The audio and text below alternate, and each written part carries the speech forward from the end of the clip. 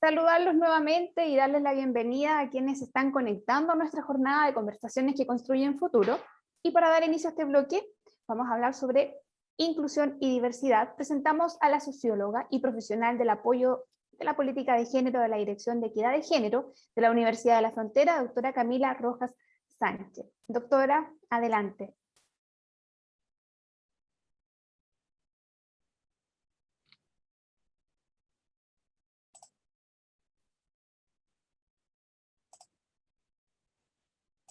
La tenemos ya por ahí.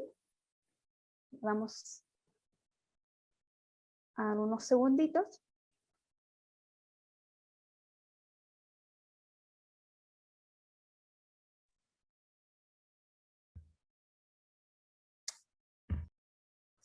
No sé si la doctora Camila pudo ya estar dentro de la sala, se le dio el pase.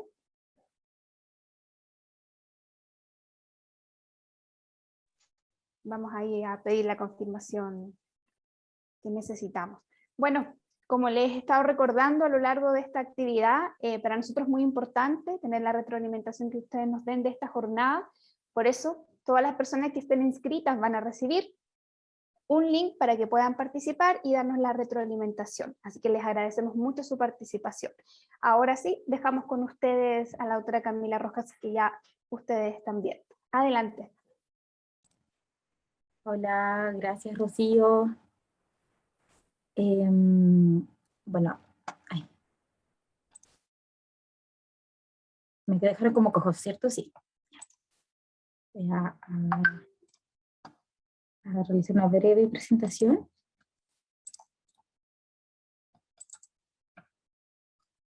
Se ve. ¿Sí? Ya estamos viendo, sí. Ya. Bueno, yo primero que todo también me presento, soy Camila Rojas Sánchez, vengo aquí en representación de la Dirección de Equidad de Género de la Universidad de la Frontera, ya justamente a comentar, hablar sobre por qué también es importante, ¿no?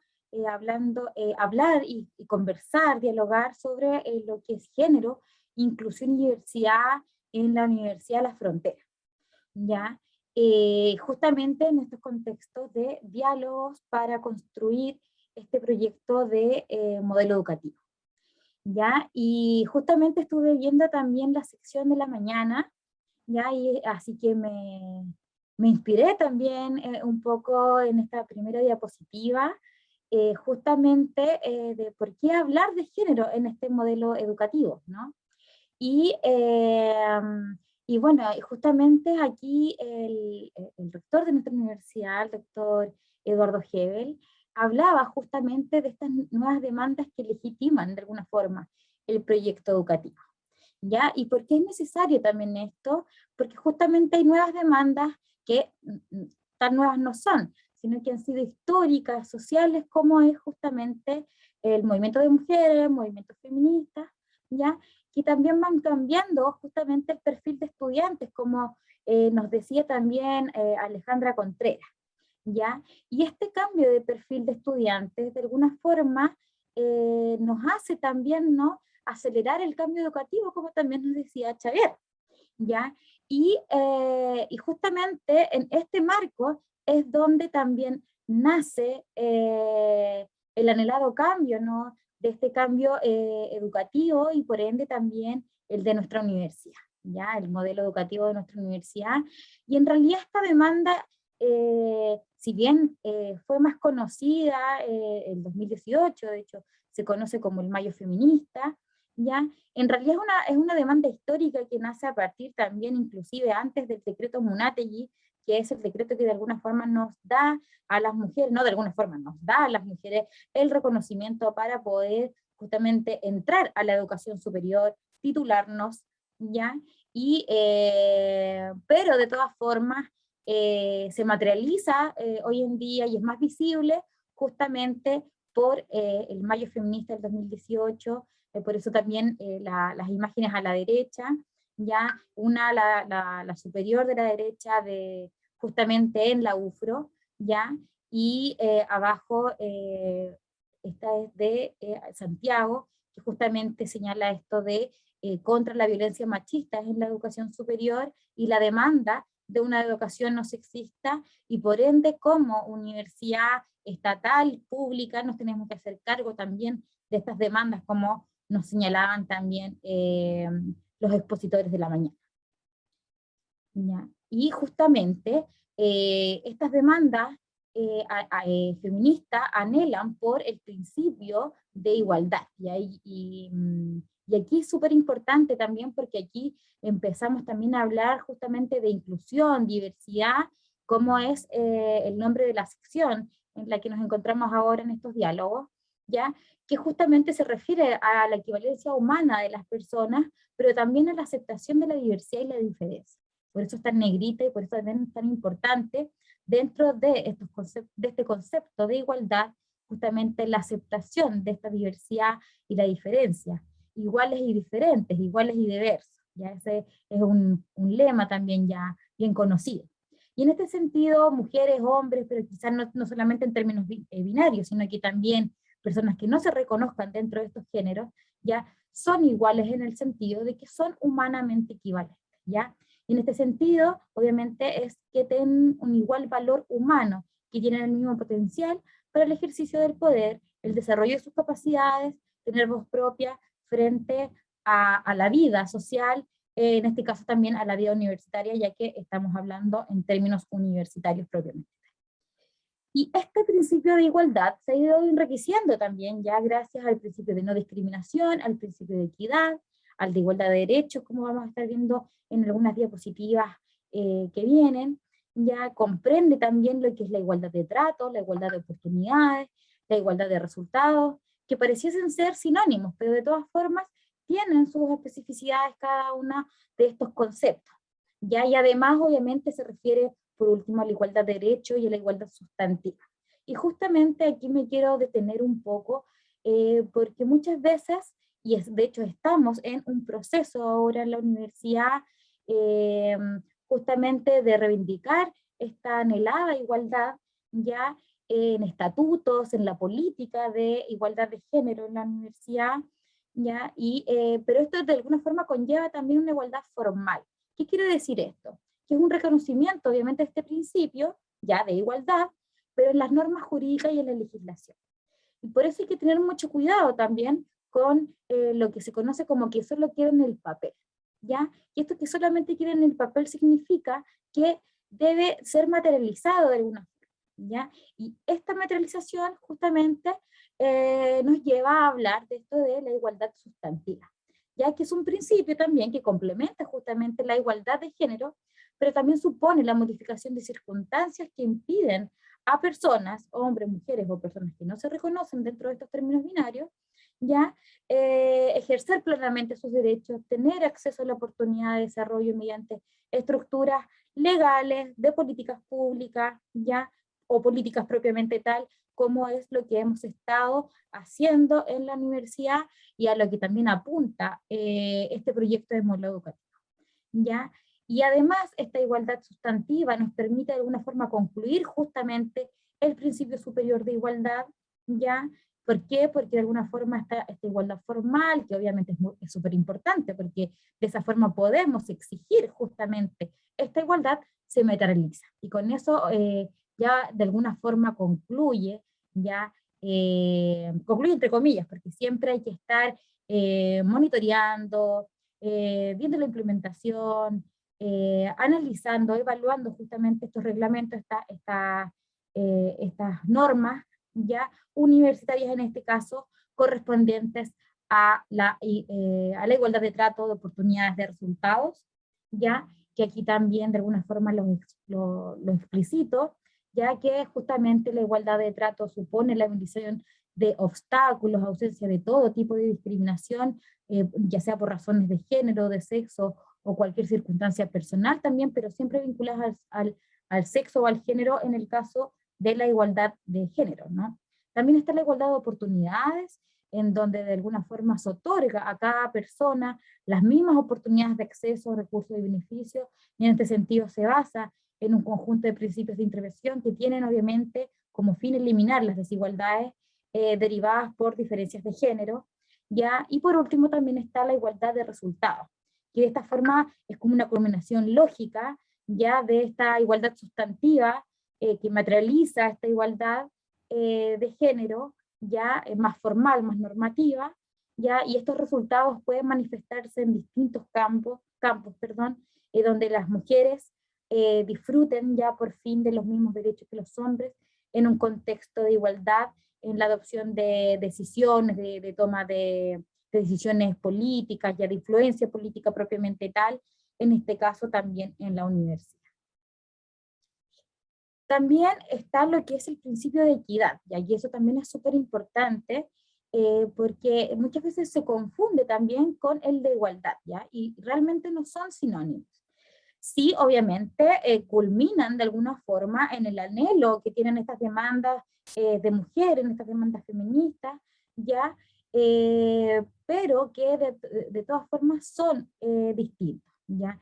El principio de equidad significa actuar con justicia en la distribución justamente de los medios, asegurando esta igualdad de oportunidades que estábamos hablando recién, para todas y todos en el ejercicio real, efectivo, ya de sus derechos fundamentales.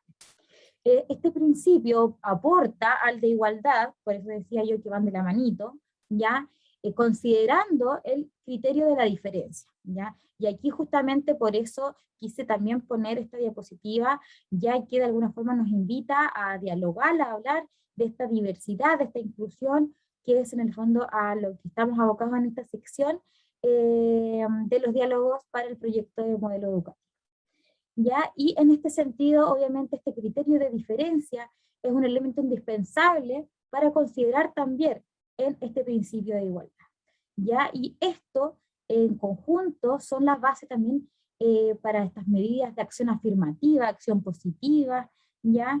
Que de alguna forma nos va a permitir ir evaluando, ir proyectando también los distintos reglamentos, las distintas normativas de la universidad con respecto a la anhelada igualdad de género, ¿ya? Y la equidad se hace posible entonces cuando el trato que se da a las personas está basado entonces en esta consideración justa de las necesidades e intereses impuestos por la diferencia, ¿ya? Y de manera que este trato que es justo ya permita lograr justamente la igualdad de derechos de forma efectiva, de forma real, que se expresen hechos, y aun cuando las personas presenten diferencias que son legítimas propiamente. Esto lo podemos ver también en un diagnóstico que hicimos en la Dirección de Equidad de Género en la universidad, ya un diagnóstico bastante extenso, pero aquí yo traigo solamente algunos de estos resultados, ya que también el tiempo es acotado, ¿no? Vemos, por ejemplo, que en las tomas de decisiones propiamente tal académicas, ya que es propio del quehacer universitario, que es crear conocimiento, vemos cómo lamentablemente hay un techo de cristal, ya en donde un número de mujeres y hombres, justamente en estos espacios de toma de decisión académicas, por lo menos hacia el año 2019, vemos que va disminuyendo según la toma de decisión más académica propiamente tal. Vemos en las direcciones de carrera cómo hay más mujeres que hombres. Sin embargo, en las direcciones de departamento o las direcciones de doctorado, en donde se construyen las líneas de investigación, se toman justamente este tipo de decisiones, vemos cómo lamentablemente hay muy pocos mujeres, ¿ya? Y aquí ya da cuenta de ciertas expectativas que lamentablemente existen en la universidad, en las direcciones de carrera, como este hecho de quien vela por el bienestar de los y las jóvenes, ¿ya? El bienestar de los estudiantes. Pero en el caso de la toma de decisión de cosas más académicas, vemos que hay más presencia masculina, ¿ya? Lo mismo vemos en los cuerpos colegiados, ya, de la universidad, en donde de alguna forma vemos que han aumentado estos cupos de mujeres o la presencia femenina propiamente tal, pero este aumento, como lo vemos en 10 años, ha sido bastante lento, ¿ya? También vemos una segregación horizontal y vertical en términos de género, y aquí también me quiero detener porque aquí está lo que se llama la generización, ¿ya? En este caso de facultades. Vemos cómo hay ciertas facultades más feminizadas o más masculinizadas ya en el caso de las matrículas de pregrado, por ejemplo, vemos como en la Facultad de Ingeniería hay una alta presencia de hombres, ya a diferencia de la Facultad de Medicina, ya. Entonces aquí ya vemos también nuevamente algunas expectativas que se podría tener de ciertos cargos, de pertenecer o no a cierta facultad, y además vemos justamente esta misma segregación, pero a nivel transversal en todas las facultades al momento de ingresar a la academia. Es decir, cuántos académicos y académicas hay en todas las facultades, hay más hombres que mujeres. ¿Ya? Y eso también es súper importante analizarlo justamente dentro de este contexto del modelo educativo, ya que algo está pasando y algo tenemos que estar cambiando porque hay unas expectativas que efectivamente se basan entonces en roles de género. ¿Ya? Bueno, aquí mismo también lo vemos, de hecho, de forma explícita, ya, en donde inclusive en el estamento administrativo, ya, hay cargos que únicamente y exclusivamente son para varones, para hombres, como es el caso de los choferes, los estafetas, mayordomos, jefes de oficina, jefes de sección, ¿ya? Y obviamente, y bueno, hay otros que no son el 100%, pero en el caso de administrativos, propiamente tal como lo son las secretarias, y a los secretarios, vemos que también hay un alto porcentaje de mujeres, ¿ya? Entonces, nuevamente, esto de las expectativas, ¿ya? De lo que se está esperando en la universidad, de ciertos cargos, entonces algo ahí está ocurriendo, algo hay que problematizar también, ¿ya? Dentro de este modelo. Y esto obviamente conlleva, además de expectativas y estereotipos de roles de género, conlleva por supuesto dificultades para trabajar, estudiar, dificulta las relaciones interpersonales al interior de la universidad, ¿ya? Y vemos, por ejemplo, en el caso del cuidado de personas, si es que hay alguna afección o no, justamente vemos una gran diferencia entre mujeres y hombres, en este caso quienes responden sí, ¿ya? Vemos como en el estamento estudiantil un 11,4% de las estudiantes, un 9,5% de las administrativas y un 9,5% también de las académicas, señalan que sí han sido afectadas por el cuidado de personas frente a sus pares, que en estos porcentajes son bastante más bajos, ¿ya? Al momento también de hablar de discriminación propiamente tal, ya siempre la percepción es distinta a la experiencia, siempre da mucha más vergüenza, por supuesto. Hay un tema ahí de la revictimización, ¿no? Que da mucha vergüenza señalar que una ha sido discriminada. Ya por eso se pregunta sobre la percepción y la experiencia de discriminación en estos casos. Y la percepción, como vemos aquí, es bastante alta, ya percepción de discriminación, ya no así la experiencia, pero no deja de ser menor la diferencia entre las mujeres que sí señalan haber tenido una experiencia de discriminación por género, ya frente a sus pares hombres, ya. Y obviamente esto también es bastante importante de problematizar, de dialogar, hablar, porque algo está pasando y algo tenemos que hacer como universidad para revertir esto, ¿no? Y justamente aquí también, hablando de discriminaciones, diversidades, inclusión, vemos que estas discriminaciones por términos de género ya no van solitas, lamentablemente, sino que estas discriminaciones de género ya se intersectan también con otras desigualdades, como en este caso desigualdades de clase propiamente tal en la universidad. Es distinto ser un directivo, un académico, a una estudiante, una administrativa, por ejemplo, ¿ya? O ser una mujer mapuche, estudiante, ya o inclusive ser una, ¿por qué no decirlo? Una mujer mapuche lesbiana estudiante, que es muy distinto, por supuesto, a ser un directivo heterosexual no mapuche, ¿ya? Y obviamente allí se genera dentro de lo que es este enfoque interseccional también, lo que se llama la zona de poder y la zona de subordinación, ¿ya? Y obviamente aquí ya vemos que hay inclusive hasta doble o hasta triple, como vemos, exclusiones para aquellas personas que simultáneamente portan estas categorías de ser mujer, de ser mapuche, de ser parte de una disidencia sexual, ya, etc.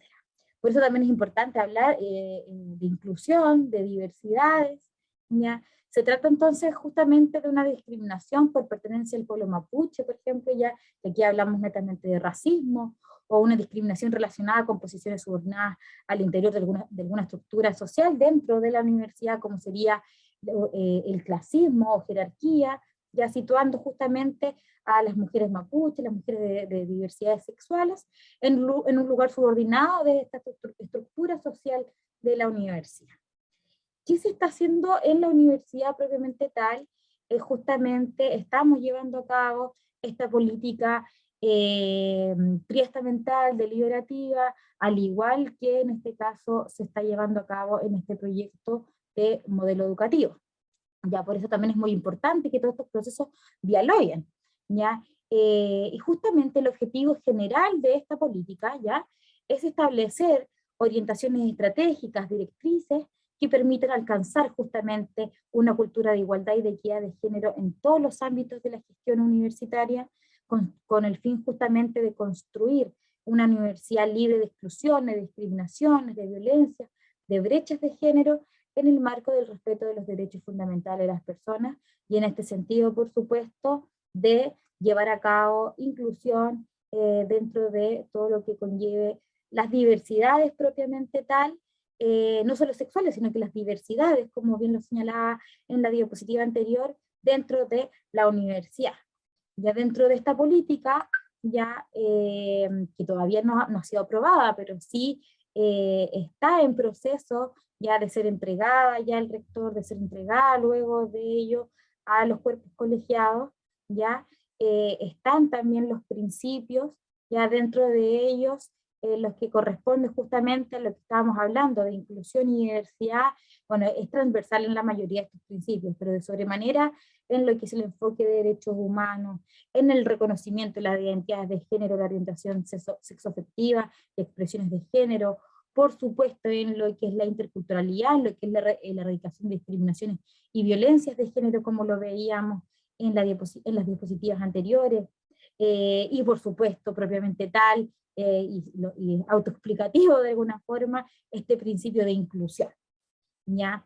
Y dentro de ello también, a raíz de estos 10 principios, nacen 26 lineamientos propiamente tal, para poder llevar a cabo esta igualdad sustantiva de la que yo hablaba al principio, ya justamente para poder materializar, ¿no?, esta igualdad, esta inclusión de las diversidades dentro de la universidad, ya en 6 grandes directrices, como es la institucionalización del enfoque de género en la gestión universitaria, la transversalidad de género en procesos de formación, docencia e investigación, una universidad libre de discriminaciones y violencias de género, condiciones laborales y estudiantiles con perspectiva de género, participación, liderazgo y gobierno universitario con perspectiva de género, género, pueblos originarios e interculturalidad, y por último, corresponsabilidad y conciliación de la vida personal, familiar, académica y laboral. Muchas gracias. Muchas gracias, Camila, por tu presentación, y también es la instancia para poder recordarles a todos e invitarlos a que puedan escribir sus preguntas a través de nuestras plataformas digitales, ya que les vamos a dar respuesta una vez que se terminen las 3 exposiciones, así que vamos a estar muy atentos a sus preguntas. Bien, continuando con nuestros diálogos de inclusión y diversidad, invitamos al licenciado en Matemáticas y Pedagogía, licenciado en Administración, maestría y doctorado en Educación, académico e investigador de la Universidad Federal de Goiás, Brasil, doctor Ricardo Gonçalves Teixeira. Adelante. Primeiramente, muito obrigado, é prazer poder estar com vocês. Catarine, desculpa, eu não vou falar em espanhol, embora eu tenha boa leitura, mas ainda não tenho fluência, eu prefiro falar em português. Venho pela Universidade Federal de Goiás, sou professor e pesquisador, e vamos dialogar um pouco sobre algumas particularidades, algumas questões que são muito caras, importantes para nós no Brasil, no contexto da educação inclusiva, mais especificamente sobre pessoas com deficiência no âmbito do ensino superior. Vou fazer aqui uma exposição breve, peço por gentileza, se for possível, colocar a apresentação, por gentileza?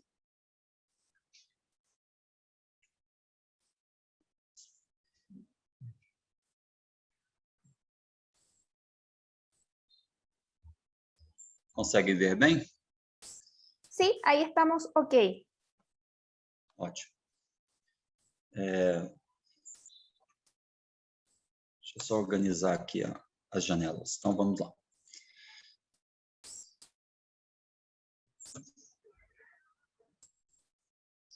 Acho que deu uma travada aqui na página. Não sei se...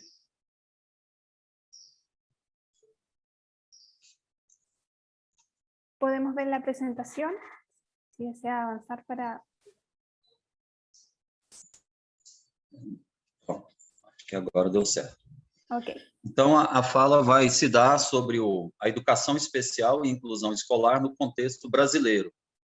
Então, meu nome é Ricardo e é um prazer poder contribuir de alguma forma nesse processo, né? Então, no Brasil, a educação, principalmente da pessoa com deficiência, no âmbito do ensino superior, ela tem uma origem mais voltada para a nossa Constituição Federal, que é de 1988. Mas eu vou partir para dois marcos importantes para o ensino superior, que é essa lei 12.711 de 2012, e essa lei ela tenta reduzir uma assimetria, uma diferença muito latente na nossa instituição, que é a questão da universidade pública gratuita ser destinada a pessoas de posse, pessoas ricas, né? A educação básica nossa, em geral, a pública é destinada mais às camadas carentes. Porém, quando se vem para o ensino superior, as pessoas com mais posse, pessoas que conseguem estudar em escolas preparatórias para acesso ao ensino superior, acaba frequentando a universidade. Então, essa lei ela vem para corrigir um pouco dessa assimetria. As vagas elas são destinadas a partir dessa lei da seguinte forma: 50% das vagas, ou seja, metade das vagas destinadas para os estudantes de escola pública e a outra metade para o âmbito geral, para ampla concorrência. Outro aspecto importante dessa legislação é uma cota específica para pessoas pobres, ou seja, com famílias com renda inferior a um salário mínimo e meio. Então, isso faz com que nós tenhamos duplas cotas, né? Então, uma cota de 50% geral para escolas da rede pública e, dentro desse 50%, uma parte dela destinada a famílias com baixa renda. Outro ponto muito importante para nós aqui no Brasil é a questão da cota racista, ou seja, a cota PPI, que é pretos, pardos e indígenas. Então, mais uma vez, essa parcela de 50% de estudantes de escola pública, uma parte dela é voltada para baixa renda e a outra parte dela é para esse público de negros, que são chamados de pretos, pardos ou indígenas, o indígena separado. Então, a lei vem para essa reparação. Porém, em 2016, essa lei ela amplia, ela vem com a Lei 13.419, ampliando, além desse público, a presença de pessoas com deficiência no âmbito das cotas. Então, os 50% da cota que é destinada a um público específico, entra nesse público pessoas com deficiência. A partir disso, eu mostro para vocês aqui um corte que vem desde a educação básica para a gente entender um pouco esse movimento que se dá aqui no Brasil. Inicialmente, eu gostaria que vocês pudessem se atentar às bases documentais que nos direcionam a esse processo, né? Então, nós temos a Constituição Federal como base que sustenta esse processo. É obrigatória a educação básica de 4 a 17 anos, então cabe ao poder público ofertar escola pública gratuita a todas as pessoas com essa faixa etária de 4 a 17 anos. Depois vem a nossa lei educacional, a lei nacional, que é a Lei de Diretrizes e Base, que vai ratificar a questão da Constituição Federal e trazer outros elementos, principalmente relacionado ao campo da educação especial, sendo uma linha transversal e ao largo da vida, né? ou seja, uma educação que perpassa desde a básica ao ensino superior a pessoas com deficiência. No programa do ensino superior, em 2005, o governo federal lança uma dotação orçamentária, recursos financeiros para a construção nas universidades de espaços para a inclusão dos alunos do ensino superior. A gente chama de núcleos de acessibilidade, espaços de acessibilidade. Em 2008, mais efetivamente, só para finalizar os aspectos legais, nós temos a última Política Nacional de Educação Especial, uma lei especificamente voltada para pessoas, público-alvo da educação especial, que são pessoas com deficiência, altas habilidades, superdotação e outros transtornos, que são o grupo que compõe aqui a política de educação especial no Brasil. Esse rol de instrumentos, mais os documentos internacionais, fundamentam a base nossa da política, que tem essa seguinte estrutura gráfica, né? Então, se for possível, bem rapidamente expor, nós temos aqui, em amarelo ou laranja, as matrículas nas escolas regulares, ou seja, escolas amplas, para todo o público. E no gráfico em azul, matrículas destinadas exclusivamente para pessoas com deficiência, ou seja, ensino segregado. Pessoas com deficiência visuais estudando em escolas de deficiente visual, pessoas com deficiência intelectual estudando em escolas de deficiência intelectual e assim sucessivamente. Lembrando que a Constituição brasileira é de 1988, ou seja, 10 anos depois da Constituição, ainda nós temos um cenário não inclusivo.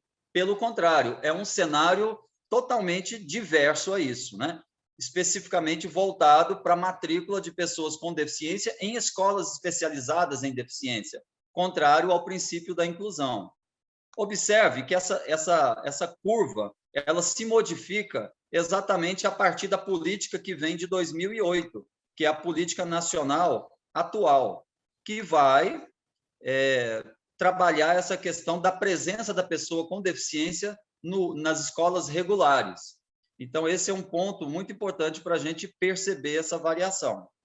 Bom, a curva, ela muda. Então, para cá, nós temos a matrícula de pessoas com deficiência na escola regular e numa decadência, num processo de redução drástico de presença da pessoa com deficiência em escolas especializadas.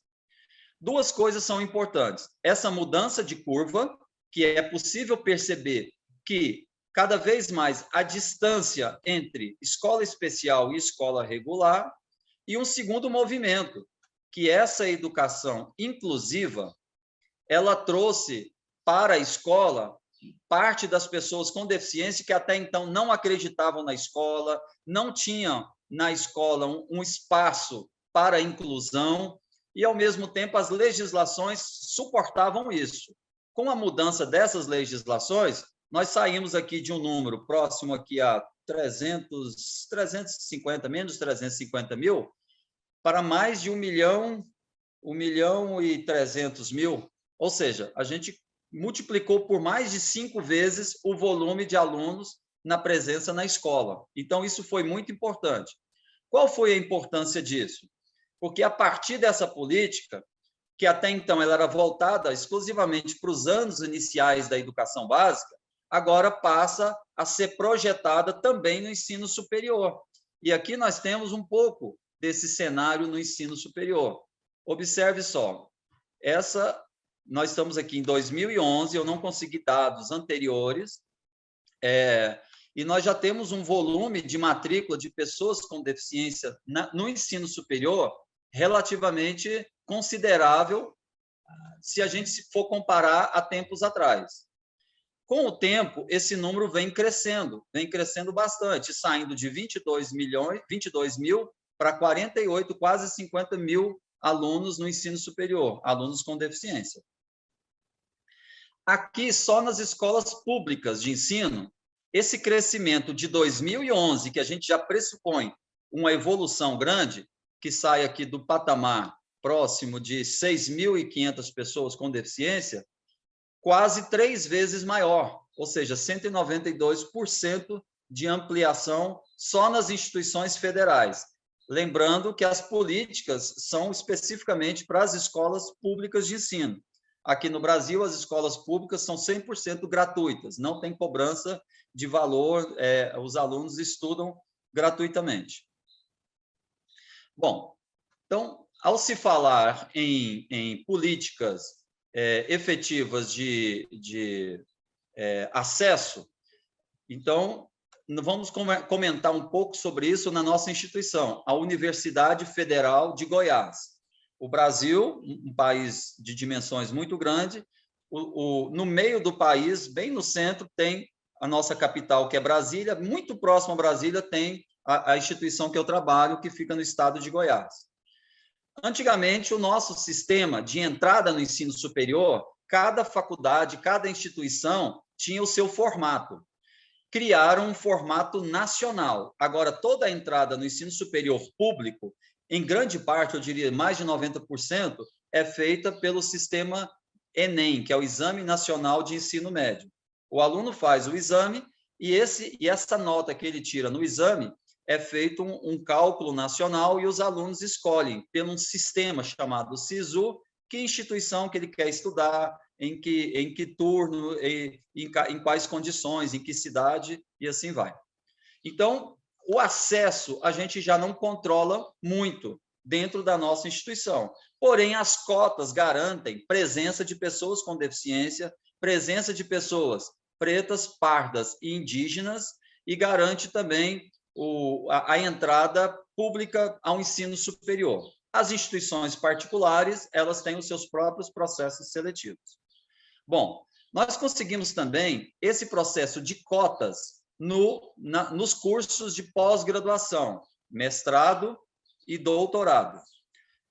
Na nossa instituição, no mínimo, nós temos que ter 20% das vagas destinadas para públicos pretos, pardos ou indígenas. Ainda não conseguimos avançar nas cotas na pós-graduação para pessoas com deficiência, mas é um próximo passo que a gente está discutindo e está debatendo como transformar essas vagas também em formato de cota. Então, essa é um pouco da ideia do acesso ao ensino superior. Uma das questões muito importantes para nós, enquanto instituição, não é só dar o acesso, mas é dar condição para que esse público das cotas possam se manter na instituição e não saiam, não evadam e não percam as vagas. Então, é instituído um conjunto de programas, um conjunto de ações. O primeiro deles é o núcleo de acessibilidade da nossa instituição. Esse núcleo de acessibilidade é aquele que eu mostrei da legislação lá atrás, que vai trabalhar com investimento no ensino superior. Esse núcleo veio um recurso do nosso ministério e a gente implementou um espaço e garantiu alguns recursos. A partir de então, foi responsabilidade nossa, enquanto instituição, criar umas políticas nossas internas para trabalhar com essas questões relacionadas especificamente a pessoas com deficiência. Quando o aluno entra na universidade, é feito todo um contato inicial com o aluno, qual o curso que ele vai frequentar, qual unidade, e nessa perspectiva há um diálogo sobre quais necessidades esses alunos demandam para que eles possam, com autonomia, fazer a sua formação. Por exemplo, nós já fizemos uma série de modificações prediais, no sentido de rampas, elevadores e espaços acessíveis, porém, essa questão física é o primeiro processo. Mais do que derrubar barreiras físicas, o mais complexo é pensar nos processos de acesso à comunicação, né, por meio do site, por meio dos espaços, e também sobre a questão do acessibilidade pedagógica, que a gente faz isso por meio de formação de professor, diálogo intenso, e é um processo lento e difícil. E o mais difícil em qualquer sociedade é a questão da barreira atitudinal, né? A crença que foi plantada, instituída, que pessoas com deficiência seriam pessoas incapazes, né? Ela ainda impera em parte da sociedade. Então, desconstruir essa ideia é um fator difícil, complexo e cotidiano. Diariamente, a gente precisa trabalhar essas questões. Para além desse processo, junto com as unidades educacionais, nos diferentes campi da universidade, dos diferentes espaços, diferentes cursos, é instituído também alguns outros programas de apoio ao aluno. Muito embora a nossa universidade seja pública e gratuita, pessoas de baixa renda têm dificuldade de se manter, porque a ideia é que ele possa frequentar a universidade e usufruir da melhor forma possível dos espaços e das oportunidades, dos laboratórios, das aulas. Para isso, são instituídas bolsas que são valores que são pagos aos alunos para que eles possam se dedicar aos seus estudos. As bolsas, o termo bolsas aqui, eu não sei te ajudar, becas, seriam as becas, né? Então, eu estou tentando ver a Caterine para ver até onde ela está tendo dificuldade, mas ela está muito bem, Caterine. Então, nesse sentido, as bolsas são destinadas prioritariamente às pessoas, público-alvo das cotas, sejam pessoas das escolas públicas, pessoas sem recursos financeiros e pessoas com deficiência. Quando eu digo prioritariamente, porque tem mais bolsas do que pessoas que necessitam dessas bolsas. Então, é feito um concurso mais amplo para essas bolsas. Então, são vários tipos. Temos também alguns outros espaços importantes para que a permanência não seja uma barreira. Então, a questão da casa do estudante, o estudante de baixa renda estuda gratuitamente, mora num local gratuito, tem alimentação, tem o transporte e tem também o plano de saúde, saúde dentária, saúde relacionada à questão médica, nutricionista, ou seja, uma tentativa de ofertar. A nossa instituição tem esses cursos, então não é complicado ofertar esses serviços para os alunos, né? Para além disso, o professor que entra na instituição, ele recebe formação e nesse processo de formação inicial é feito esse trabalho e depois um contínuo de formação continuada, que para nós é um processo muito importante e necessário. O professor, no ensino público brasileiro, em nível universitário, atua em 3 frentes. Ele atua com ensino, pesquisa e extensão. O ensino é a sala de aula nos seus cursos, a pesquisa são os estudos de aprofundamento e a extensão é uma resposta que o professor dá à comunidade. São ações junto à comunidade interessada para contribuir com os processos sociais. Nesse sentido, o professor, na sua carreira, ele tem as suas pontuações. O professor é supervalorizado quando ele acompanha, por exemplo, aluno com deficiência.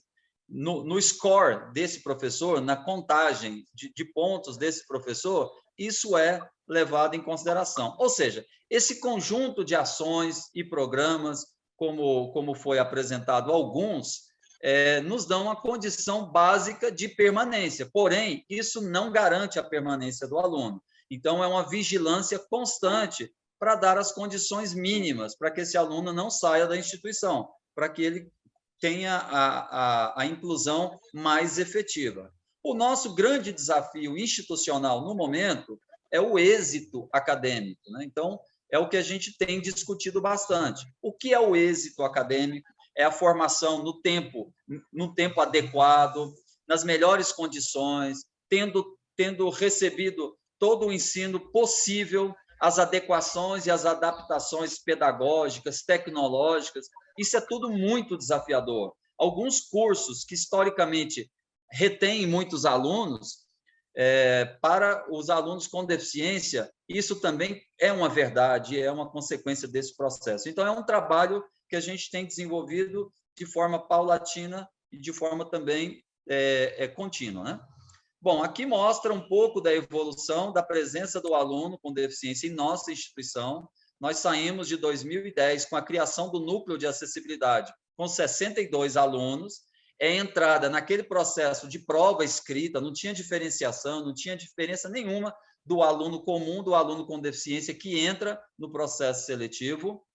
Aqui, em 2016, entra a política de cota, só que essa política de cota só se efetiva em 2018. É em 2018 que, pela primeira vez, nós temos a entrada especificamente de alunos com deficiência por cota. E aí esse número encontra-se em crescente. Então, a gente espera que esse número tende a crescer mais. Esses são os dados agora, que foi retirado do consolidado de 2021. Ainda estamos em processo. A questão da pandemia foi um problema sério aqui no Brasil, vocês têm acompanhado aqui. Nós atingimos, infelizmente, o triste número de 600 mil mortes em função da pandemia. Aqui está mais ou menos uma organização do público-alvo da educação especial, que nós chamamos aqui de necessidades especiais. 3 públicos: deficiência, que são deficiência física, visual, auditiva, ou surdez, né? Deficiência intelectual, deficiência múltipla e TEA, que é o transtorno do espectro autista, o autismo. O transtorno global de desenvolvimento, que são as síndromes, e as altas habilidades e superdotação, que historicamente é uma política também. Tem outros que não se classificam nesses e que não se encontram no contexto da política. Aqui se encontra um pouco do contexto histórico desse grupo, só para a gente entender, das pessoas com deficiência, de 2010, o azul, até o 2021, que é o verde.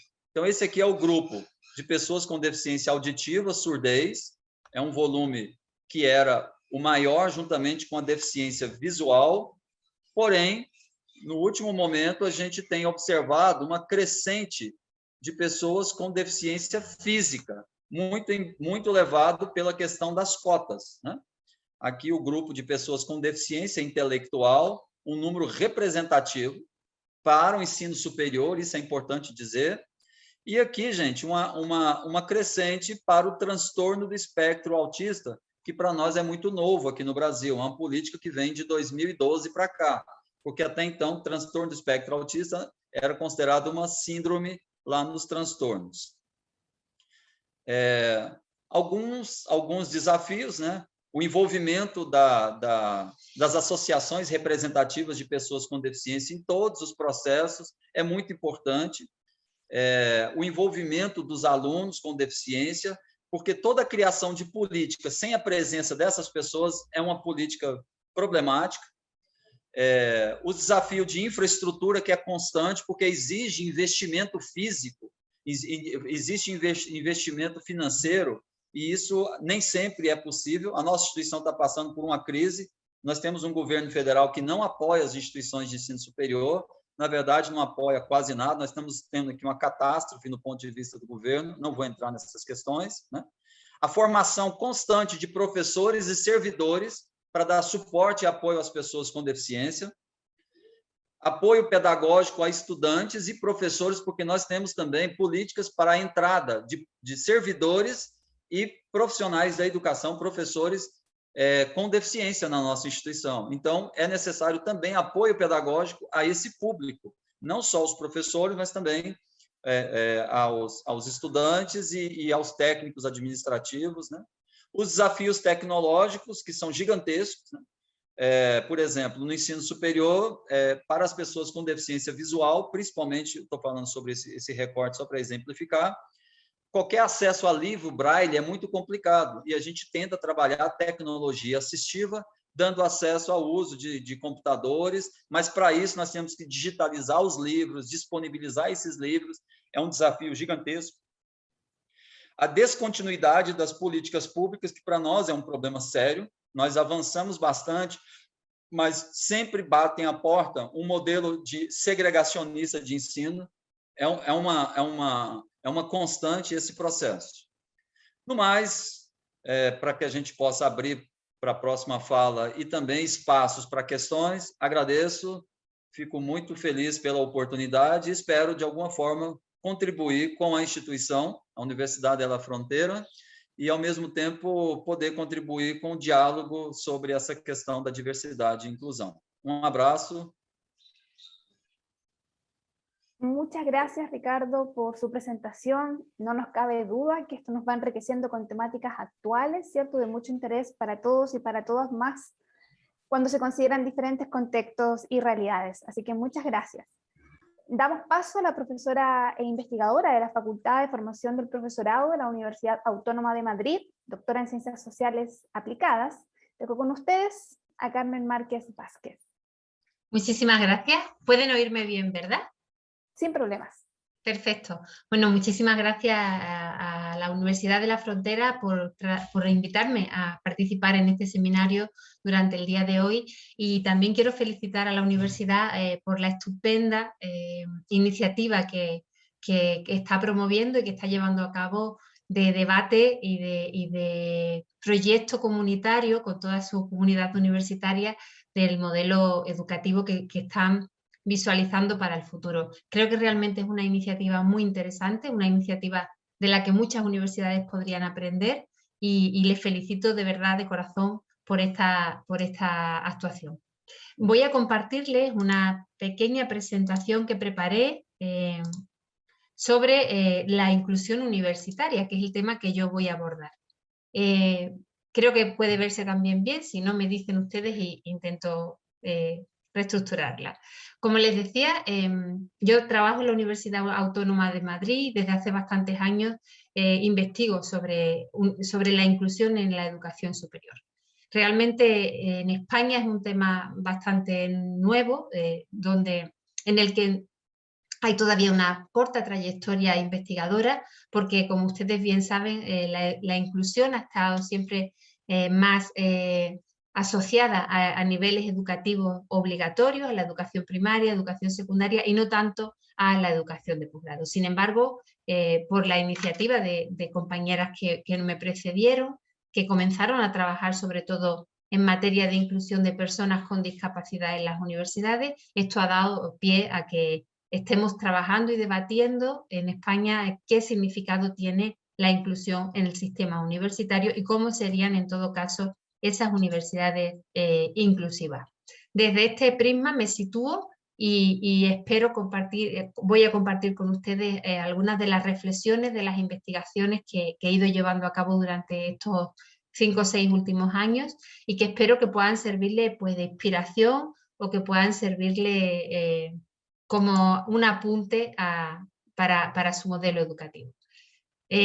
Como les decía, la inclusión universitaria es un tema del que comienza a hablarse hace relativamente poco, al menos desde esta visión holística de la inclusión, que es el paradigma que yo promuevo o desde el que me sitúo, ¿no? Y empieza relativamente, pues, como les decía, hace poco a trabajarse.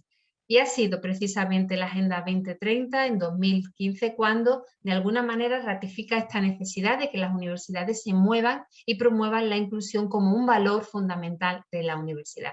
Como todos conocemos, es el objetivo 4 de la Agenda 2030 el que habla de que la educación debe ser inclusiva, equitativa y de calidad para todo el estudiantado, y además debe de desarrollarse a lo largo de toda la vida. Es decir, con esto incluye la educación superior en ese paradigma de educación inclusiva. Esto nos lleva a una reflexión interesante que a veces yo creo que perdemos de vista y que no sé si siempre hacemos, ¿no? Y es que la UNESCO propone el modelo de educación inclusiva como único modelo para prosperar hacia sociedades cohesionadas, sociedades equitativas y sociedades sostenibles. No habla de ningún otro modelo más que del modelo inclusivo.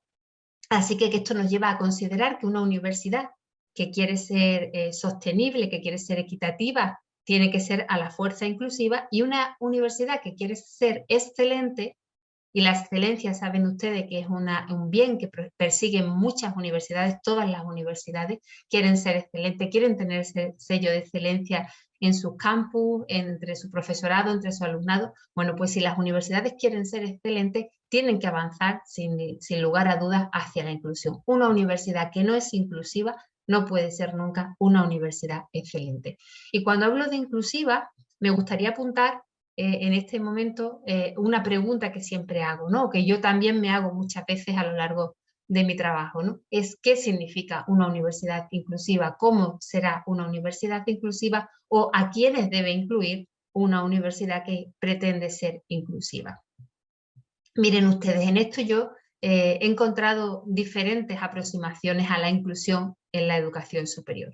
Hay muchos trabajos, sobre todo en América del Norte, en Estados Unidos, muchos trabajos incluso en América Latina también, que hablan de la inclusión como un componente que se vincula muchas veces a la equidad en el acceso de grupos que están subrepresentados. Cada contexto, cada país, cada sistema educativo tiene un estudiantado infrarrepresentado, tiene un colectivo o varios colectivos de personas que no están accediendo de manera equitativa a la universidad. Y muchas veces se hace esta analogía de personas, grupos o colectivos infrarrepresentados con una presencia no equitativa en la universidad con la inclusión. Sin embargo, hay otras universidades o otros sistemas universitarios que cuando hablan de inclusión, cuando apuntan o defienden que son una universidad inclusiva, la defienden en función de los servicios que ofrecen para favorecer esa inclusión. Es decir, sé que en Chile, que en el sistema educativo de su país, igual que en el del mío, muchas universidades han propuesto y han promovido la inclusión relacionada con determinados servicios de atención al estudiantado con discapacidad, servicios que promueven la igualdad de las mujeres, servicios paritarios, servicios de atención a determinados colectivos. Así que hay como estos dos grandes bloques de concepciones de la universidad inclusiva. Una universidad inclusiva sí permite el acceso de grupos que no están representados equitativamente para muchos sistemas educativos, y para otros sistemas educativos una universidad inclusiva si tienen o ponen a disposición de su alumnado determinados servicios de atención específica, como los servicios de atención al estudiantado con discapacidad o los servicios de políticas equitativas, de género o de igualdad de oportunidades, como pueden llamarse en diferentes universidades. Así que la primera conclusión a la que podríamos llegar es que realmente no tenemos claro qué significa una universidad inclusiva, y hay mucho debate en torno a los componentes y a las características que esta universidad debiera tener. No estar de acuerdo, no haber encontrado una definición de la universidad inclusiva hace muchas veces que perdamos tiempo, que perdamos recursos y que no tengamos una estrategia orientada. Así que sería importante que todos los sistemas educativos iniciaran este proceso de qué significa para nosotros la inclusión. Este proceso que yo creo que en alguna medida, no sé si de manera muy intencionada o menos intencionada, pero creo que ustedes están haciendo cuando están debatiendo sobre su modelo educativo. Como les decía, no es tener una definición clara de qué significa la inclusión, nos hace perder fuerza, tiempo y recursos. Así que es un debate que debe iniciarse. ¿Cómo podríamos avanzar entonces hacia las universidades inclusivas o hacia la inclusión universitaria, ¿no? Pues miren, para empezar, lo primero que yo les podría aportar en ese sentido es que la universidad inclusiva no tiene un modelo único, no es un modelo estandarizado, y que debe responder, por supuesto, a sus características más contextuales, más del contexto del alumnado y del profesorado y de todos los profesionales que trabajan. Así que lo primero que les podría aportar es que si queremos avanzar hacia las universidades inclusivas, a ese modelo, lo primero que debemos es conocer bien cuál es la estructura, la comunidad de la que estamos hablando, y empezar a hablar de inclusión no solo en términos de estudiantado, sino también, como les decía, en términos de profesorado y en términos de personal de servicios, porque una universidad tampoco puede ser inclusiva si incluye a sus estudiantes, pero no está siendo inclusiva con sus profesionales. En segundo término, les podría decir que para mí una universidad inclusiva es una universidad que sigue un proceso constante, que es el proceso de avance hacia la inclusión, y que ese proceso es interminable. Realmente es un proceso que está continuamente retroalimentándose y revisándose, pero que sí que es cierto que como proceso tiene como algunas paradas obligatorias, tiene como algunos ítems que deben revisarse constantemente, y que ahora, si les parece, voy a tratar de ver pormenorizadamente con todos ustedes. El primer ítem que debe una universidad recuperar o debe revisar es si efectivamente se está dando un acceso equitativo de todos los grupos de población a todos los extractos o los niveles de participación en la universidad. Es decir, si entre mi alumnado y mi profesorado y mi personal de servicio están todos los grupos de población representados, ¿no? Hay una frase que me gusta mucho del Espacio Europeo de Educación Superior, cuando se constituye en el Pacto Bolonia, se incluye una cláusula que es la dimensión social del Pacto Bolonia, y cuando todos los ministros europeos, que en algunas cosas no deben servirnos de ejemplos, pero que en otras sí, como en esta, hablan de la dimensión social, dicen algo que a mí me parece muy bonito, y es que todas las universidades sean tan diversas como nuestras sociedades. Creo que realmente es una idea que debe recoger cualquier universidad que se precie y que quiera ser inclusiva. Para ello será importante que todas las universidades implementen políticas de acción positiva, de discriminación positiva, políticas de igualdad de trato, como quieran llamarlas, que faciliten que estos colectivos que parten de situaciones de desigualdad tengan esa presencia. Esto es algo constatado. No todas las personas tienen las mismas oportunidades de partida y esas personas esas políticas tienen que compensar esas diferencias. En segundo lugar, todas las universidades deben avanzar hacia la accesibilidad de sus instalaciones y de sus entornos. Mi compañero de mesa, el profesor Ricardo, hablaba precisamente también de esa dificultad de los entornos cuando no son accesibles. No solamente los entornos físicos, sino que la pandemia nos ha ayudado a entender que también los entornos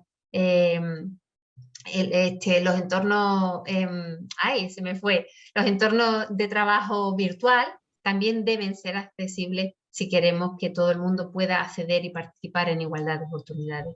Y después hay dos actuaciones en cuanto al acceso que creo que son muy significativas e importantes, y es la formación propedéutica y los programas de mentoría. Normalmente ni el estudiantado ni el profesorado está previamente a entrar en la universidad preparado para iniciar una formación, y a veces se necesitan formaciones transversales que capaciten al alumnado en esta formación propedéutica, que les hablen de cómo es la cultura universitaria, que les muestren formas de trabajo, formas de estudio previas a su disciplina, pero que van a necesitar de manera transversal.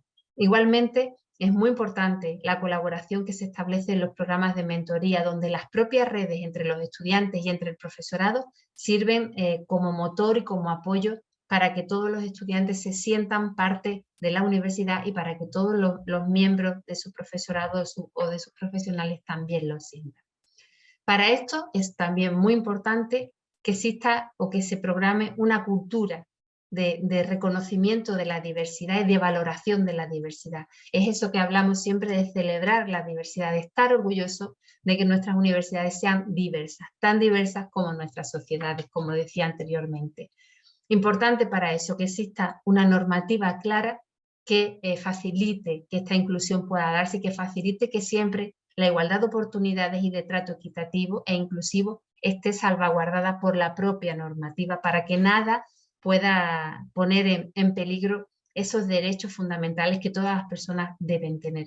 Muy importante también el cambio de paradigma. Tenemos que dejar de pensar que los estudiantes con dificultades, como los estudiantes con discapacidad o el profesorado con discapacidad, realmente no tiene el valor que tiene y apoyarnos más, dejar de apoyarnos en un modelo centrado en el déficit para apoyarnos en un modelo de fortaleza y activo. Todas las personas que componen las comunidades universitarias tienen un valor significativo y único que debe reconocerse y que no se puede esconder por más tiempo. Importante también las estructuras pro-inclusivas, pero estas estructuras, lejos de ese modelo del que hablaba al inicio de mi intervención, donde una universidad presenta determinados servicios dirigidos a determinados estudiantes, a determinados colectivos, deben ser estructuras transversales que trabajen la inclusión de manera mucho más holística, porque también hay algo bastante ya constatado y comprobado, y es que las políticas muchas veces que atienden o que están dirigidas a determinados colectivos de estudiantes terminan segregando a esos estudiantes. En las universidades españolas muchos estudiantes con discapacidad no quieren ser reconocidos como estudiantes con discapacidad porque temen la repercusión que esto pueda suponer para ellos. Así que las políticas que están dirigidas solamente a esos estudiantes a veces pueden ser más segregadoras que inclusivas. Muy importante también lo comentaba antes mi compañero Ricardo, que le oía, los planes de formación docente. El profesorado tiene que estar capacitado para atender cualquier diferencia que existe en el aula. También las diferencias de los estudiantes con discapacidad. Y para ello, aunque se necesiten en ciertas situaciones apoyos y ajustes individualizados, pero yo creo que donde sí habría que avanzar mucho es en la implementación de pedagogías inclusivas, del diseño para el aprendizaje, de metodologías colaborativas que de alguna manera minimicen la necesidad de hacer esos ajustes y que sean metodologías en las que todos puedan participar con mayor igualdad. Importante también entender que la diversidad es un recurso, como les decía antes, y promover siempre ese diálogo y esa interacción entre todas las personas diversas. Es muy importante que la inclusión sea justo esto, un encuentro donde todas las personas podamos aportar lo mejor que tenemos y donde así se pueda configurar una universidad. Hay una autora estadounidense a la que sigo mucho, que siempre también dice que la inclusión no es espontánea, la inclusión hay que trabajarla, la inclusión hay que perseguirla, ¿no? La inclusión es una meta, un proceso, como decíamos antes, pero que tiene que estar perseguido, que no va a surgir de manera espontánea, así que en ese sentido tenemos que seguir avanzando. Muy importante también en el momento en el que vivimos y en el mercado laboral que tenemos, es que todas las personas que están trabajando o forman parte de la comunidad académica y todos nuestros estudiantes tengan la posibilidad de tener experiencias de movilidad académica, experiencias de encuentro con otras universidades, con otros contextos, con otros estudiantes, con otros investigadores. Al final el conocimiento se genera y el conocimiento crece de esa manera, en el encuentro con otras personas que no son iguales que nosotras. Así que esa experiencia de movilidad académica debe ser una experiencia que todo estudiante universitario pueda experimentar y que tengan las garantías y las posibilidades de aprovecharla y de aprender de ella al máximo posible. Muy importante también, y esto no debe perderse de vista, es que el último o la última de las metas, y quizás también en alguna medida la principal meta de todo universitario y de toda universitaria, es insertarse en el mercado laboral. Las universidades no pueden seguir trabajando de espalda a los mercados laborales, a las empresas, a los propios contextos comunitarios, porque es ahí donde se genera el empleo. Hay ahora en España un movimiento muy importante también de encuentro con de las universidades, del sistema universitario con las empresas. Hay que preguntarle a las empresas qué perfiles van a demandar, qué competencias van a demandar, y en función de estas competencias crear y diseñar planes de estudio. Aquí pasa todavía mucho que si vamos a las empresas y les preguntamos, cuando un recién titulado ingresa a su empresa, puede desarrollar el trabajo que usted le encomienda, la mayor parte de las empresas nos dicen no tiene las habilidades, no tiene las competencias, y justo cuando empieza a trabajar es cuando adquiere esas habilidades. Bueno, sabemos que las universidades forman en competencias transversales y fundamentales y muy importantes, pero también, como les decía, es muy importante afinar esas competencias que va a necesitar el estudiantado para acceder a la universidad. Y sobre todo también es muy importante que las universidades se conecten con las comunidades y desarrollen la misión social que tienen. En esto conozco muchas experiencias de universidades que implementan el aprendizaje cooperativo, por ejemplo, como una estrategia, el aprendizaje servicio, perdón, como una estrategia de misión social, como una estrategia de responsabilidad social con las propias comunidades. Y son los estudiantes los que durante todo el proceso educativo están trabajando en sus comunidades y están devolviendo a sus comunidades mucho de lo que aprenden, están haciendo esa transferencia del conocimiento tan importante y tan necesaria.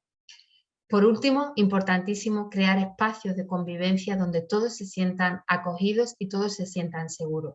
Las universidades están incrementando cada día, en las universidades se incrementa el número de estudiantes que padecen bullying, que padecen algún tipo de acoso o padecen algún tipo de rechazo por una condición sexual, por un género, por su raza, por su etnia o muchas otras características, ¿no? Es muy importante que las universidades trabajen y se conviertan en espacios de convivencia seguros.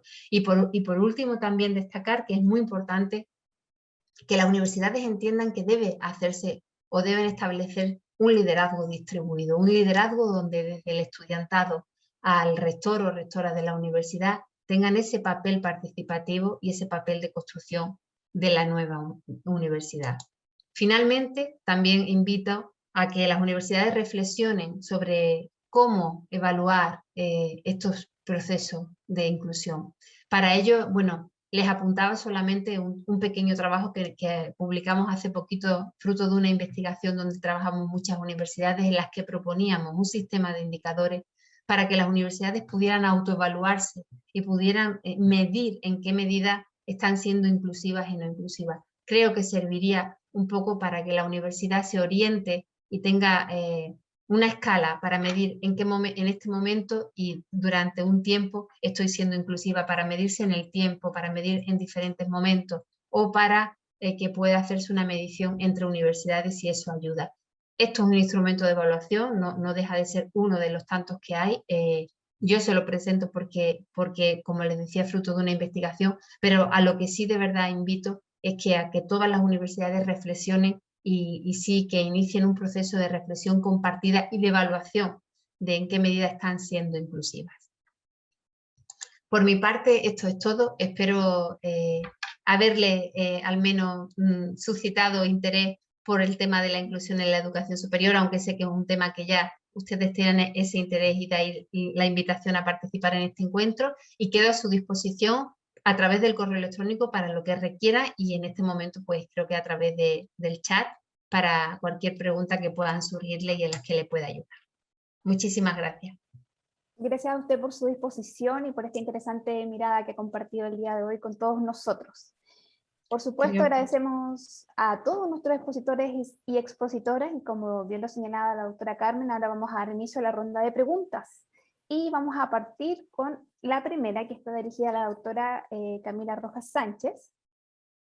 Muy bien. Vamos entonces con la pregunta. ¿Cómo avanzamos para que principios como el género tenga un impacto significativo en nuestras prácticas educativas, doctora Camila? Bueno, justamente es algo que tenemos y sabemos que tenemos de alguna forma pendiente también en la universidad. Son varias cosas que se pueden hacer, ¿ya? Algunas podrían inclusive ser más fáciles que otras, por eso también es importante que todos estos cambios y todos estos procesos sean de forma progresiva, ¿ya? Por ejemplo, prácticas pedagógicas que tengan que ver inclusive hasta con la corresponsabilidad, como por ejemplo, si es que hay grupos que únicamente tengan una mujer y solamente hombres, ¿ya? Y velar porque no sea así, ¿ya? O citar a más autoras, por lo general, lamentablemente, en muchos de nuestras mallas curriculares, la bibliografía obligatoria, por lo general, se nombra a casi puros hombres. ¿Ya? Eso también es algo que se podría llevar a cabo dentro de nuestras prácticas pedagógicas. ¿Ya? Asimismo, obviamente, lo que es el lenguaje inclusivo y no sexista. ¿Ya? Sin duda hay muchísimas formas, prácticas pedagógicas para transversalizar lo que se llama en el fondo el enfoque de género, ya tanto en nuestras prácticas pedagógicas, en nuestros planes de estudio, ya, etcétera. También Carmen, Ricardo también lo decía, no únicamente centrarnos en él o la estudiante, que por supuesto es súper importante dentro de esto, sino que también, por supuesto, velar por el profesorado, por los funcionarios y funcionarias, ya, que sin duda también son parte importante de todo este proceso educativo propiamente tal, ¿ya? Y sin duda, obviamente, todos estos granitos de arena, ¿ya? Van a llevar justamente a lograr este principio de igualdad de género tan anhelado en las universidades. Perfecto, muchas gracias por la respuesta entonces. Vamos ahora, nos consulta Marco Cumillá, trabajador social del programa inclusivo de acceso y acompañamiento para estudiantes en situación de discapacidad, que tiene la siguiente consulta para el doctor Ricardo. Vamos, ¿cómo es el proceso de admisión de estos estudiantes y si existen distintas vías, como es en el caso de admisión especial que tiene la UFRO? Bom, antes nós tínhamos, cada universidade tinha o seu próprio sistema, agora é um sistema nacional. De um lado, possibilitou a mobilidade de alunos para várias instituições no Brasil como um todo, né? Então, por exemplo, eu moro aqui em Goiânia, minha filha estuda em outro estado, via esse sistema que é nacional. As dificuldades é porque a gente não controla muito isso, mas especificamente voltado para a pessoa com deficiência, né? Então, se a pessoa ela vem de escola pública, na hora que ela vai preencher a ficha, ela coloca que tem uma determinada deficiência.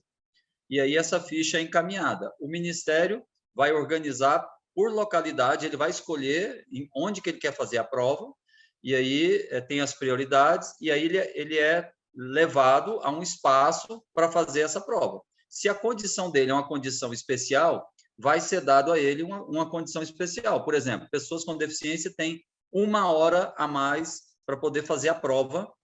Se a pessoa tem deficiência visual, ele pode optar fazer a prova em braille ou fazendo uso de sistema de computação, utilizando voz. Se o aluno é surdo, ele pode optar pela prova, ele mesmo lendo a prova, ou solicitando um intérprete para fazer a interpretação. Essa interpretação é feita por um intérprete para a turma como um todo. Então, naquele momento, todos os alunos são alunos surdos, então a interpretação vai ser feita. Com a deficiência visual ainda tem uma terceira via, que pode ser o ledor, uma pessoa que lê a prova para ele. Por exemplo, na redação, a pessoa vai ditando e a intérprete, que vai acompanhando, vai escrevendo. Se tem deficiência física, as adaptações, as adequações. Ou seja, o processo seletivo ele é entrado por essa via. Então, a organização, a estruturação é feita lá pelo sistema nacional. A gente não tem mais acesso a essa questão. Então, para nós, enquanto instituição de ensino superior, a gente recebe o aluno. Agora, cada instituição privada, particular, ela adota o seu sistema de entrada, né? Então, para o aluno com deficiência, nesse sistema nacional, o trajeto é esse: ele se inscreve, faz a prova, sendo aprovado pelas cotas. Se a nota dele for uma nota abaixo do corte, ele entra nas cotas. Se a nota dele está acima das cotas, ele entra numa lista comum. De qualquer forma, quando ele chega na universidade já é indicado previamente que aquele aluno tem determinada deficiência. Com os contatos, aí a gente entra em contato com os alunos para iniciar o processo de ouvir o aluno, entender direitinho, fazer os encaminhamentos. Longe do ideal, mas a gente tem conseguido minimamente dar a atenção aos alunos com deficiência nesse âmbito. E aí esses alunos que passam no processo seletivo, existe uma legislação específica, isso vai valer para cotas, para pessoas pretas, pardas e indígenas, e também para pessoas com deficiência. Aí entram comissões. Para as pessoas com deficiência, vai observar se aquelas deficiências efetivamente estão de acordo com a legislação. Caso contrário, ele perde a vaga. Se a pessoa entra como cota de cor, por exemplo, preto ou pardo, que é o que nós chamamos aqui de negro, há uma comissão de heteroidentificação. Então, é feita uma comissão institucionalmente.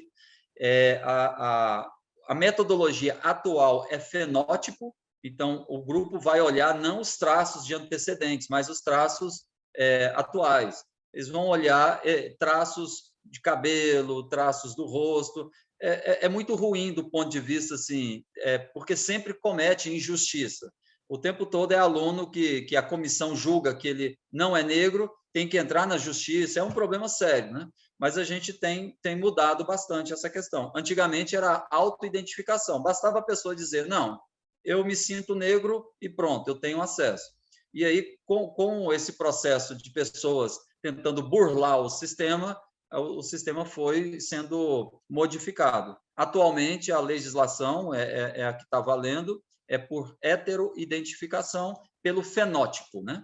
Então, também não é o ideal, não sei, eu acho que não existe nada ideal, o ideal é que não tivesse demanda para cota, né? Que a universidade não tivesse essas desigualdades tão latentes.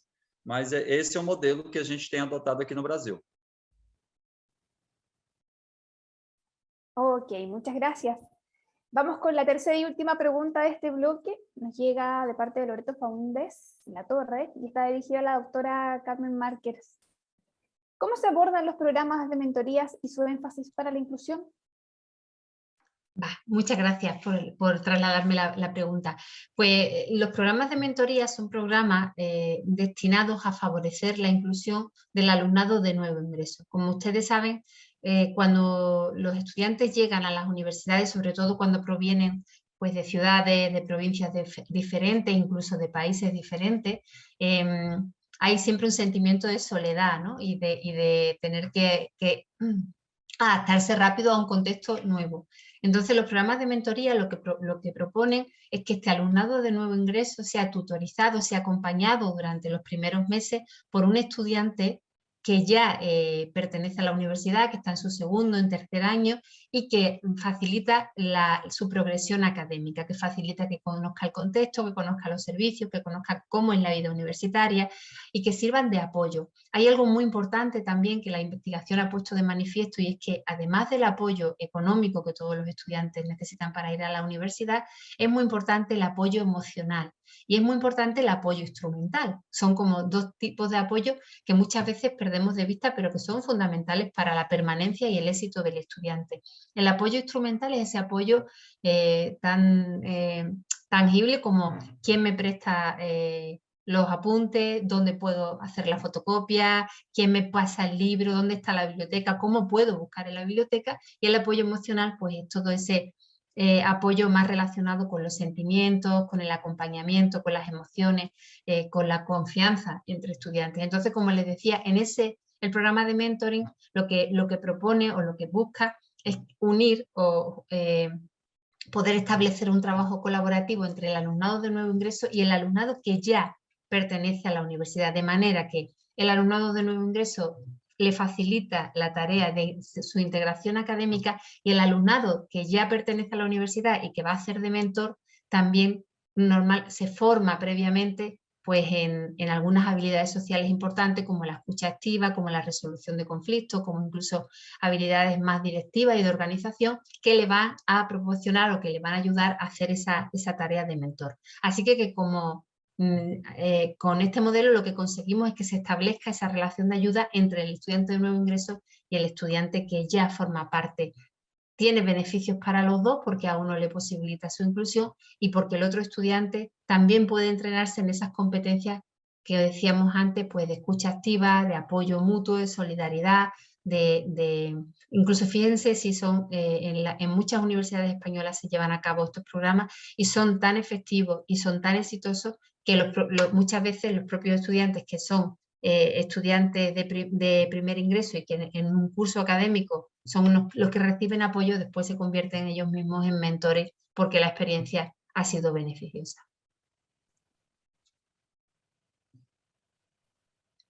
Perfecto, muchas gracias por dar respuesta a cada una de las preguntas. Sin duda que quedan muchas más interrogantes, pero en honor al tiempo, ¿cierto? Vamos a ir cerrando este bloque. Bien, les agradezco nuevamente a nuestras dos expositoras y a nuestro expositor porque han hecho aportes muy relevantes, ¿cierto? En temáticas de inclusión y diversidad, han dejado preguntas, interrogantes y desafíos, así que les agradecemos muchas gracias por ser parte de este bloque. Bien, ahora queremos dar paso a nuestra vicerrectora de pregrado, Pamela Ibarra Palma, para que nos entregue unas palabras de cierre para este bloque. Vicerrectora.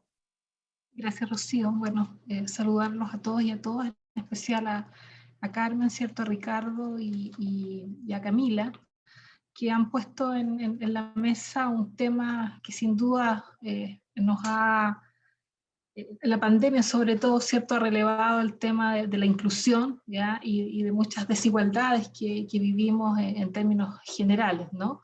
Por lo tanto, el que ustedes nos hayan hoy día abierto, digamos, el horizonte, ¿ya? Sobre todo lo que se planteaba respecto de cuándo una universidad se considera inclusiva, ¿no? Yo siempre me he preguntado eso, y es un tema que yo creo que hay que analizar en profundidad, ¿no? Porque muchas veces quedamos en el papel, o a veces trabajamos con políticas, como lo estamos haciendo hoy en día en la Universidad de la Frontera, pero siento que tenemos que bajarlo a algo más concreto y tal vez más fácil de poder lograr, ¿ya? Porque estos trabajos son a largo plazo, ¿eh? Uno tiene que mirar, imagínense todos los años que han pasado para lograr pequeños logros, ¿ya?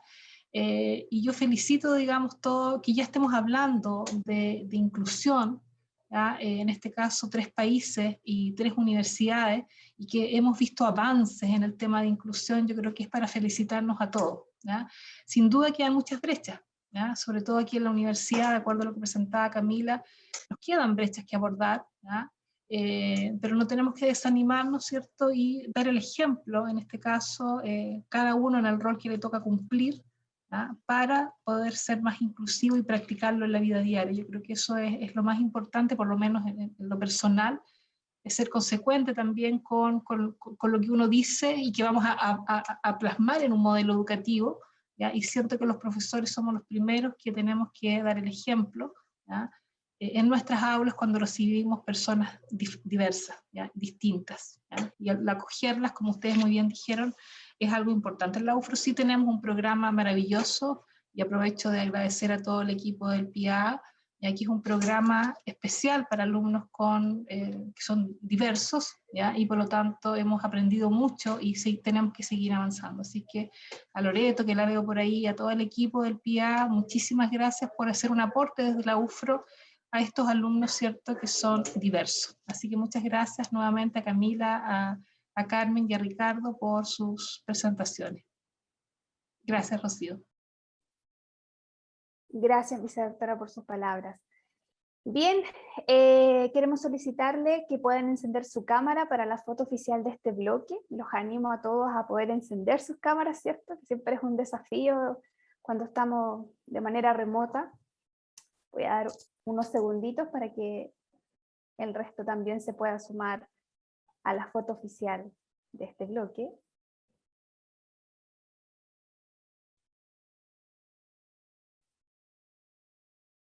Muy bien, en 3, 2, 1.